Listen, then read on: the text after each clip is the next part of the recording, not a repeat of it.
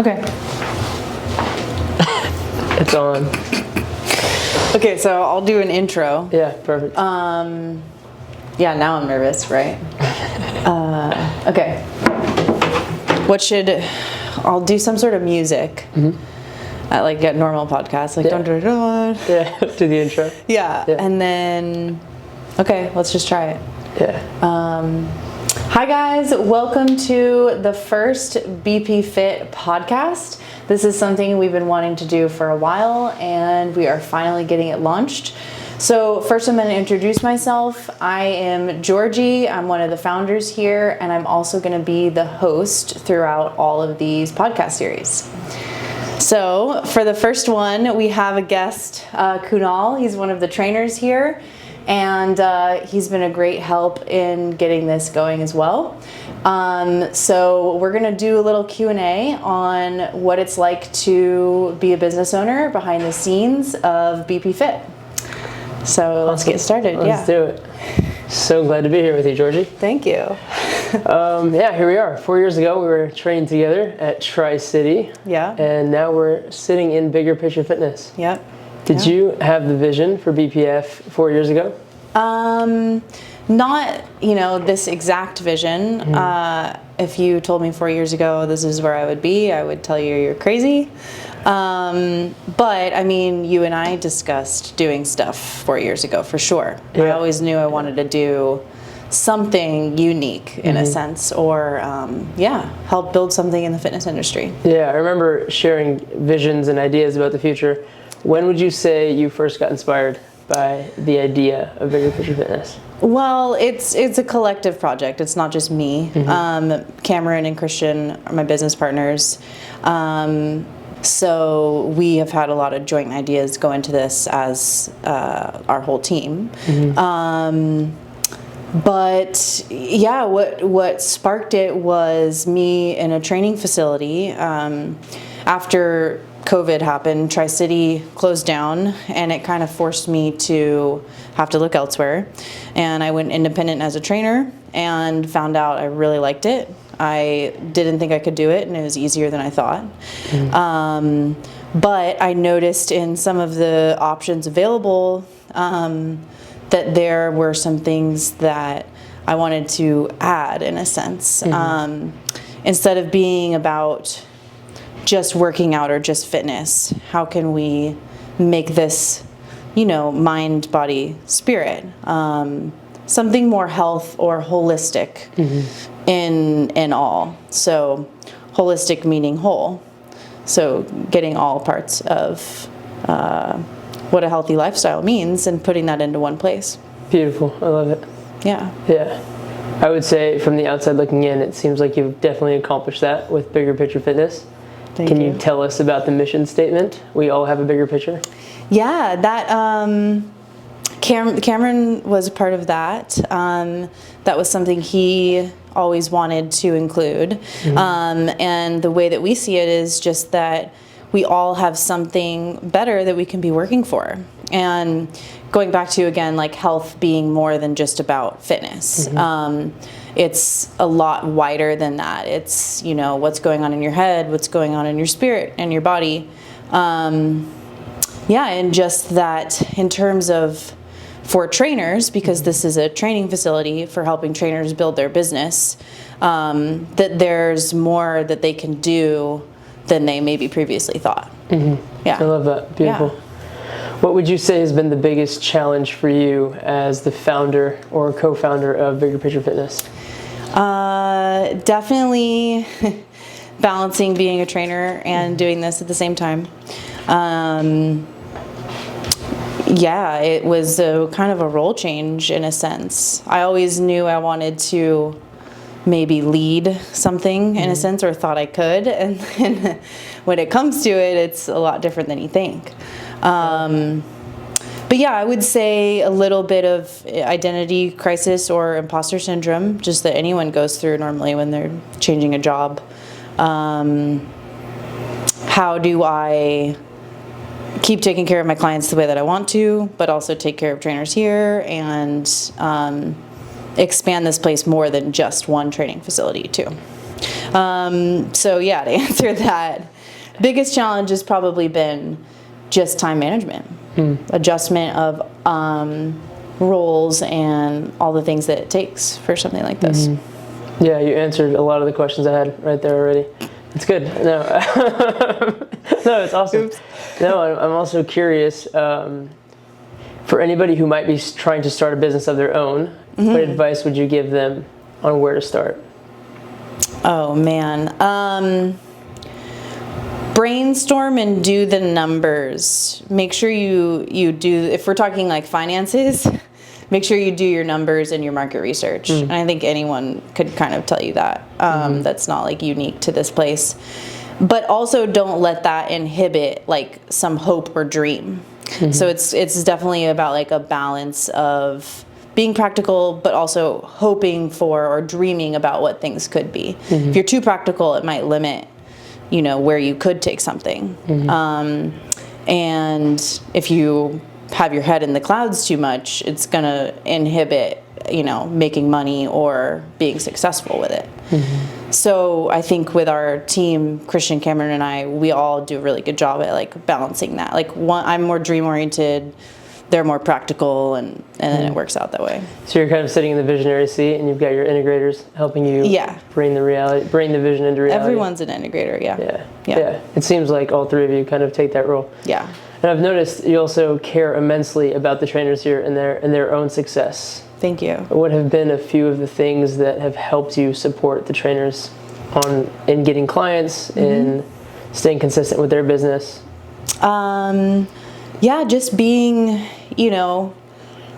here for them to ask questions or support them in any way. A lot of the times I feel like, how could I help them if sometimes I have questions? But that's kind of the beauty of the community we've wanted to build here, is that we each help each other.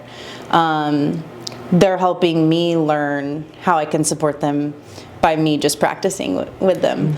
And also we've started some small business group meetings where a small group of us meet once a week and do just that. And we bounce ideas off of each other. And I've had the privilege of being a part of those, and I've noticed in the short time that I've been here, it's been such a joy, and the distinction between working here as opposed to like a big box gym or a Tri-City Wellness Center, it's night and day. There's such an openness and such an atmosphere for growth. I think there's so much opportunity to leverage growth and discover what growth means. With comparing to like a big box gym, you have to wear a uniform, you have set amount of hours, so you might only run into certain employees that you're with at that certain time. And you don't have a chance as a trainer to really let your personality come out either. Like, each of us can train in our own training style, come in our own hours.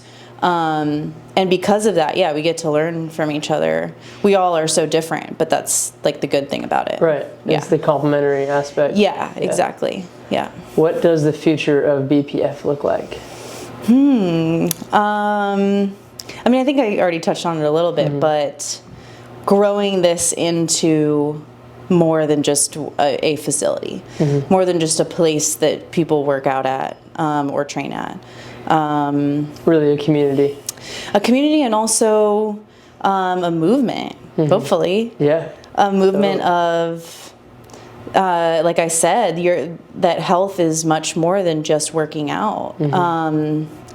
And again, I think that's what's cool about here is all the trainers have different strengths. You're like breath work and more mind, body, spirit.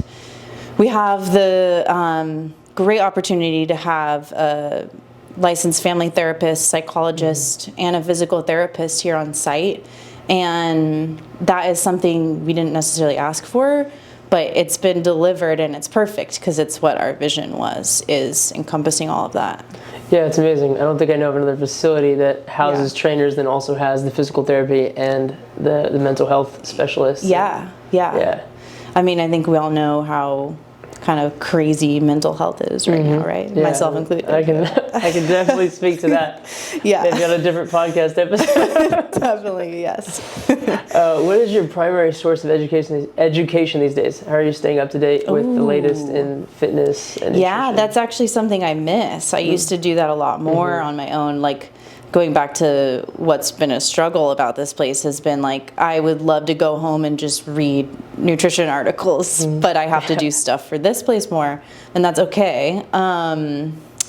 I've started doing some audio books, and that's helping me because then I can get it in. Totally during commute. I used to like be resentful of audio, like, oh, it's not doing the same. I should be reading. But yeah, audio I books are noticed helpful. you're listening to the Surrender Experiment by Michael Singer. That's not necessarily fitness and nutrition, but I plan on doing that with more things now. He started WebMD, is that right? Oh gosh, I don't know. He's a pretty successful. Did he? Yeah. WebMD? Yeah, so I feel like I would not have known that. Something to that degree. I could be wrong. Okay. Yeah. What's your biggest takeaway from that book? Oh Have gosh, one yet? trying to apply it right now. Surrender. Yeah, I'm a big perfectionist that I've come to a big realization of before that book. And so struggling with that. I didn't realize how much that inhibited me a lot in my life. That book is all about just surrendering, letting what happens happens. You're not trying to control everything always. And with something like this, it's hard not to want to control everything. Yeah. But you can't. And that's what we've learned also. Like our market research, we thought we could do so much with it, but then it turns out the reality of running the business in the field that it is a little different, and then you just have to learn that. So, what are some of those specifics with running a fitness business that you've noticed? Oh, just about like, it's for us specifically, because we're a training facility, modalities to regularly keep trainers coming in was like something we were trying to figure out for a while.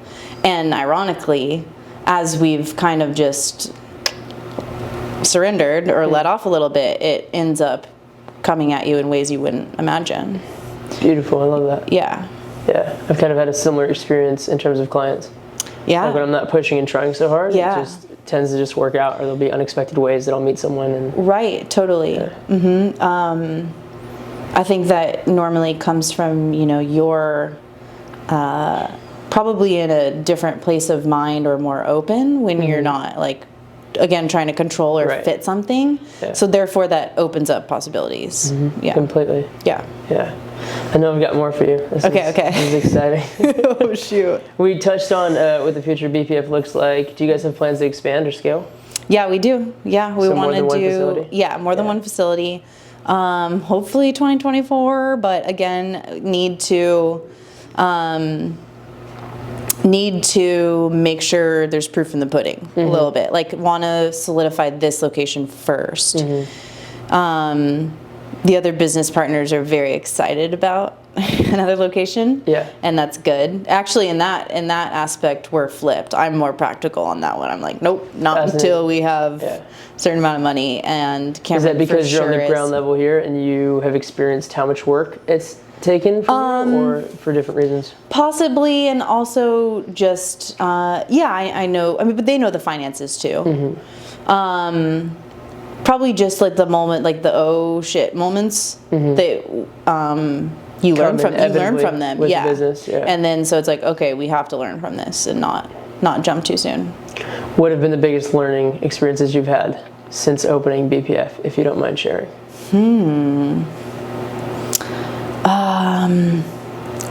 People are interesting.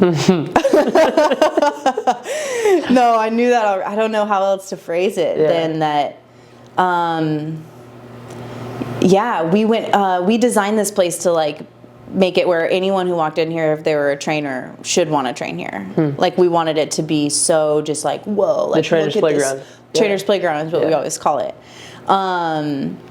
And that doesn't happen with as much as you would think. It's starting to happen now, and I don't blame people for it, because we've proven ourselves to be a place where people can come and run their business. So, when we're a new business, you don't expect someone to just like go all in. I think we maybe had to prove ourselves a little bit.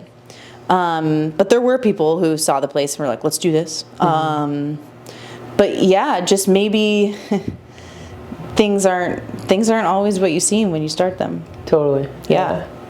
And you have to be ready for the sales to change. That's a big one. I think being willing to adapt and adjust. Yeah. As the tides change or the winds change. Yeah. And meeting people's expectations. And I think just economically things have been so shifty and shaky. That definitely adds to it. Yeah. It's a different time. But you guys are doing it. You're definitely breaking into this space and doing a great job. Thank you. Yeah, the equipment's one of a kind. Yeah. Can you speak to the equipment a little bit? The Arsenal strength? Yeah. The idea with Arsenal is it's ergonomic and functional while still being a quote-unquote machine. I'm not necessarily like a machine trainer. I like more functional stuff or full body movements. Yeah, I want to come back to that too. Yeah.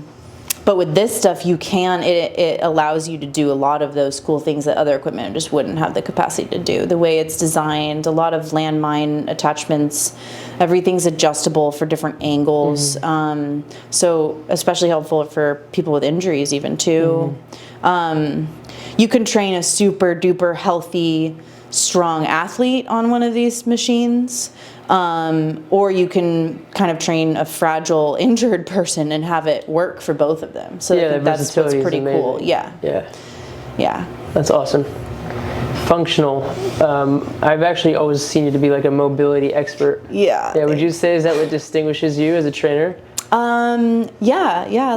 Mobility and whatnot. But mobility's grown so popular now. Like everyone talks about it. But it's so important. At least for me, it's like a big missing piece from my training personally. Yeah, I feel like I started putting it into my training when I first, I came across Kelly Starrett's book, at Tri-City. And it was like no one was doing this. Like I would even be like, yes, physical therapists don't even know what this is. Like, well, I remember you had the bands and the whole thing. Yeah, not even that. Not even like they don't know what it is. It's just that it wasn't widely recognized as like important yet. Right. And now, and I'm sure they had their own ways they were doing it that I didn't even understand. Right. Like I'm not. Yeah. But if we're talking about like corporate PT where you're only allowed to do like X amount, like there's a standardized. Yeah, there's a standardized way of doing things. It's just repeated. Yeah. So mobility has really opened that up. Right. Yeah. In a sense. No pun intended. Yeah. There you go. Do you have any starting point basics on someone who wanted to increase their mobility? Let's say you got tight hips or underactive glutes, and I don't know where to start. Yeah. The bands are helpful. The bands do a lot of the stuff for you, but you have to know how to set them up. I would say a good rule to always implement would be adding a strength or contraction component to your stretch. That's always going to kind of give it a mobility aspect. The difference between mobility and flexibility is how can you like access strength in a certain range of motion. Flexibility is just how much range of motion do you have. Beautiful. So, could you give me an example of movement pattern? So say you're doing a hamstring stretch. Go ahead and kick your heel into the ground in between your 30-second stretch and do a contraction. Nice. And then go back into the stretch. Cool. And then you repeat that for sets, and that's mobility. Yeah. Nice. I think we hit all the questions. Nice. No, that's great. Yeah. I mean... Yeah, I think there's more we could dive into in depth, but this is a great place to... Yeah, I think it's a good place to end. Conclude. Thanks for watching, guys. We'll definitely have more, and hope you enjoyed. Peace. Oh, man. First official episode. Shit. So awkward.